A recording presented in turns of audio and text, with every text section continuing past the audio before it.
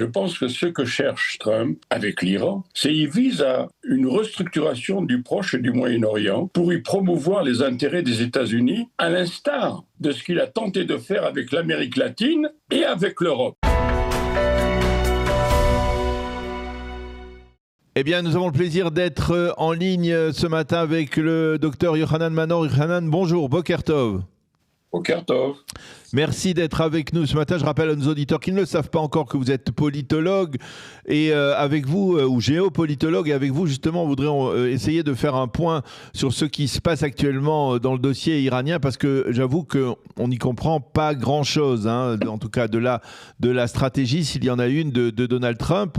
La question que je vous pose, c'est qu'est-ce qu'il veut exactement le président américain Donald Trump? Il dit, pour ne citer que son conseiller ce matin, Steve Witkoff, il dit qu'il est étonné, peut-être même un peu frustré de voir que les Iraniens n'ont pas réagi à l'armada qu'il a déployée au Proche et au Moyen-Orient.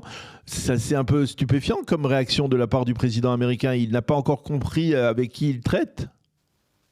Oh, il a parfaitement compris avec qui il traite. Il faut distinguer ce qui est de l'ordre de la réaction immédiate, instantanée, comme il aime bien le faire à l'emporte-pièce, de la politique. Et contrairement à ce qu'on peut croire, il a une politique. Alors, à mon avis, à mon humble avis, je pense que ce que cherche Trump, puisque c'est la question que vous m'avez posée, avec l'Iran, c'est qu'il vise à une restructuration du Proche et du Moyen-Orient pour y promouvoir les intérêts des États-Unis, à l'instar de ce qu'il a tenté de faire avec l'Amérique latine et avec l'Europe. Alors, vous vous souvenez sans doute du projet grandiose qu'il avait annoncé lors de son mandat précédent de faire du Moyen-Orient une ère de prospérité en instaurant une voie parallèle à la nouvelle voie de la soie promue par la Chine. Oui. L'Inde, l'Arabie saoudite, l'Égypte devaient en être les maillons essentiels. Or, ce projet est resté au point mort et n'a pas été repris. À cause de quoi? Notamment un des facteurs, c'est peut-être la Chine, mais c'est aussi autre chose, c'est notamment les menées du régime subversif des ayatollahs. Et par ailleurs, la réaction de ce régime à l'abrogation par les États-Unis de l'accord conclu avec lui sur le contrôle de sa production de matières fissibles, à savoir le découplement du taux d'enregistrement de façon à être proche du seuil militaire, a amené bon nombre de pays de cette région à envisager de faire de même.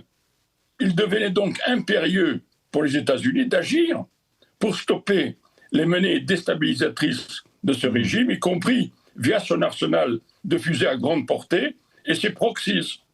Le dispositif militaire en place depuis un mois à proximité de l'Iran suffira-t-il à convaincre le régime de renoncer à ses moyens? Rien n'est moins sûr. Peut-être que les États-Unis devront actionner ce dispositif. C'est une alternative difficile, mais c'est cela.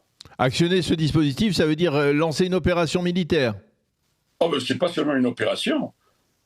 Ça peut être une série d'opérations. Mais ils ont maintenant les moyens, ce qu'ils n'avaient pas. Lorsqu'il y a eu les grandes manifestations, ils n'avaient pas ces moyens. C'était un manque de préparation. C'était un flop monumental de la part des États-Unis de ne pas être prêts lorsque les manifestations massives se sont produites en Iran. Alors là, cette fois-ci, on a le sentiment que ça reprend un peu même du côté des protestataires. Les étudiants lancent un nouveau mouvement et Donald Trump est toujours hésitant et on entend des bruits. Il n'est pas hésitant. Il n'est pas hésitant. On entend des bruits selon lesquels, eh bien, d'abord, les pays du Golfe eux-mêmes, c'est-à-dire l'Arabie Saoudite, le Qatar, il y a des pressions qui viennent de la part de ces deux pays. Soyons raisonnables, soyons sérieux. C'est les pays qui attendent la fin de ce régime. Mais oui, c'est ce que l'on pourrait penser, mais on a l'impression que... Non, mais ils le pensent, mais ils sont obligés de parler autrement. Et parce qu'ils ont peur de ce régime. Évidemment. Il y a un double langage, c'est normal. On dit que les Américains, la même chose partout, ce matin dans et la presse... France s'y connaît de ce point de vue-là. Oui. Bien sûr. On parle dans la presse israélienne de ce matin de certains conseillers de Donald Trump qui sont plutôt du côté isolationnistes, qui disent que ça va, une opération militaire... Ça n'a rien à voir. Oui, ça n'a rien à voir. C'est-à-dire qu'ils disent... Les États-Unis ont pour objectif de promouvoir leurs intérêts partout dans le monde. Oui. Ils ne sont pas isolationnistes. Il faut une politique qui, quand c'est nécessaire, est isolationiste, quand c'est pas nécessaire, ne l'est pas. C'est pas du tout l'époque de la doctrine Monroe. Pas du tout. Les États-Unis du XIXe siècle, c'est pas les États-Unis du XXIe siècle. C'est tout à fait autre chose. Il ne faut pas mélanger les torchons et les serviettes. Oui, mais quand il y a des conseillers qui disent Trump, attention, ça va être fatal, une telle opération, elle peut être fatale aux sénateurs républicains lors des élections du mi-terme de novembre prochain. Ça, personne n'est capable d'influencer les élections. Et les conseillers, ils font leur travail, ils donnent souvent des conseils divergents et contradictoires. Et le président doit décider. Maintenant, il y a un risque. Dans toute guerre, il y a des risques. Il ne veut pas arriver à un flop. Il veut éviter le flop. Il veut obtenir le résultat, à savoir mettre un terme aux menées subversives de l'Iran qui empêchent tout programme de grande envergure dans cette région. Évidemment, j'ai mentionné le nucléaire, mais j'ai mentionné aussi les fusées à grande portée qui menacent tout le monde. N'est-ce pas ? C'est très sérieux. Tout le monde veut s'en débarrasser de ça.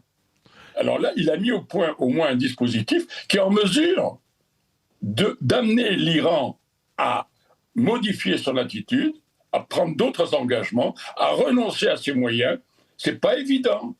Ils ne font pas de gaieté de cœur.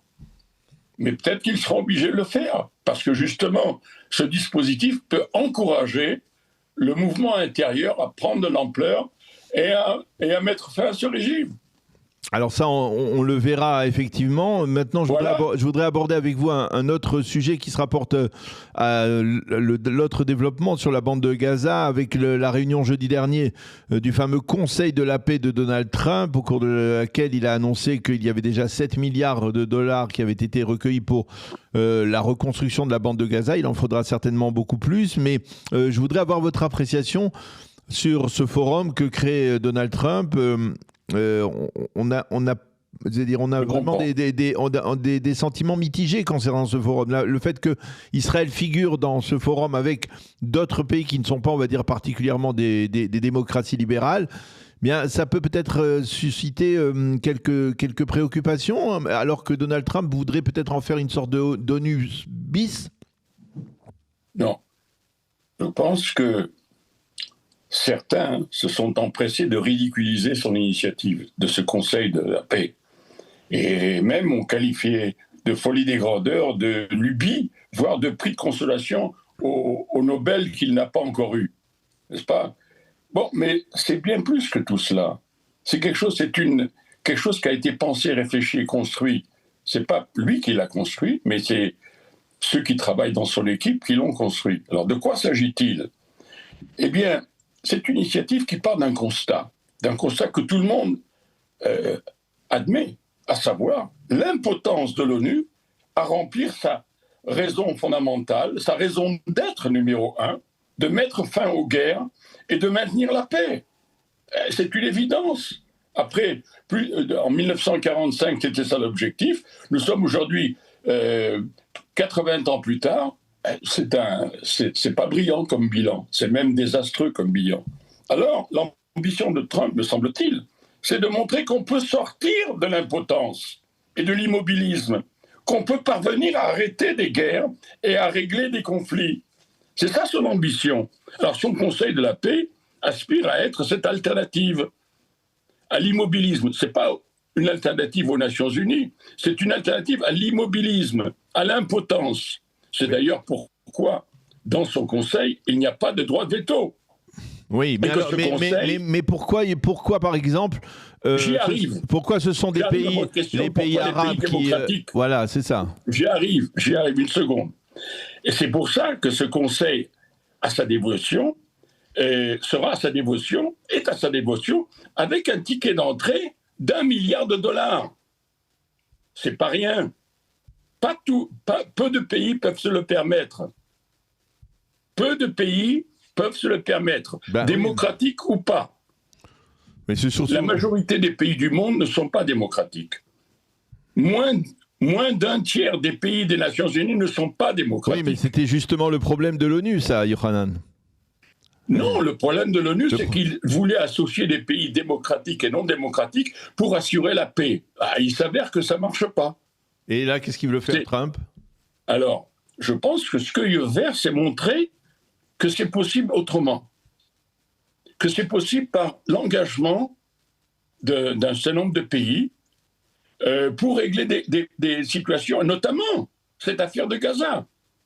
Alors, son concept, évidemment, va être mis à l'épreuve avec cette affaire de Gaza. Notamment, est-ce qu'il va pouvoir parvenir au désarmement du Hamas? Alors, Trump, à mon avis, compte sur la tenaille qu'il avait actionnée grâce à la Turquie et au Qatar pour obtenir du Hamas le retour de tous les otages.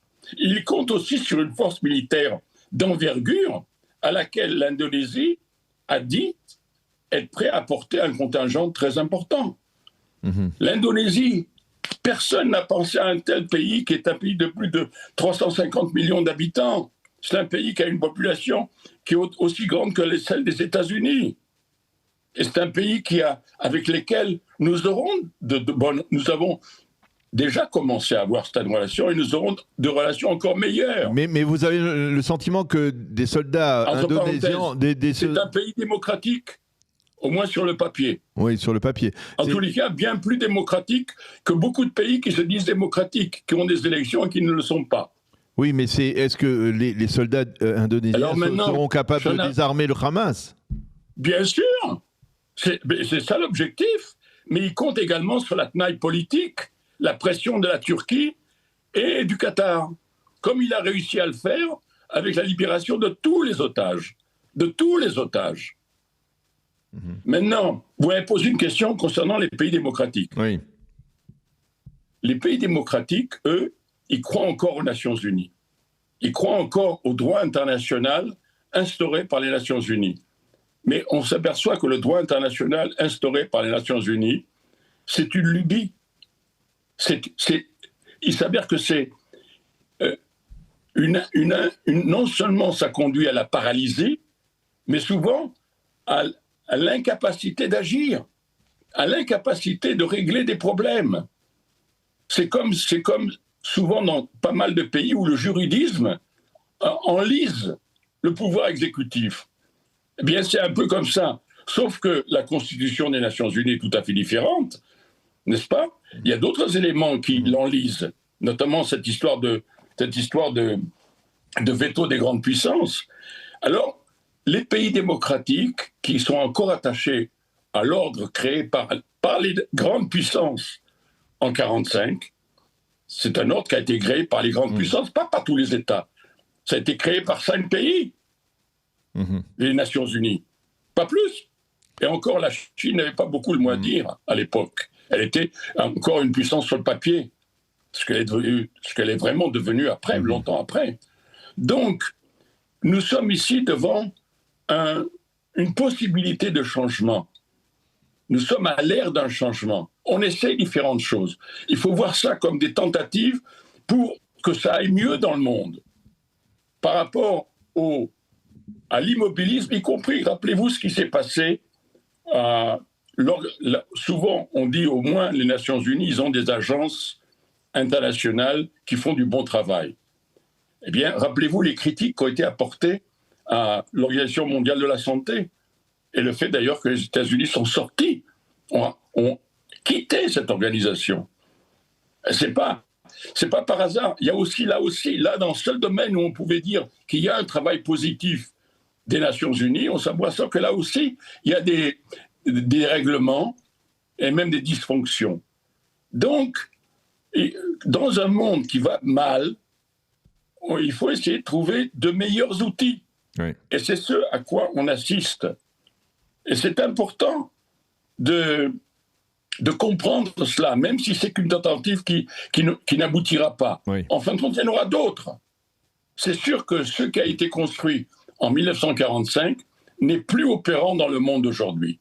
Eh bien, effectivement, on va en rester là, Yohanan. C'était très intéressant d'avoir votre appréciation sur ce dossier.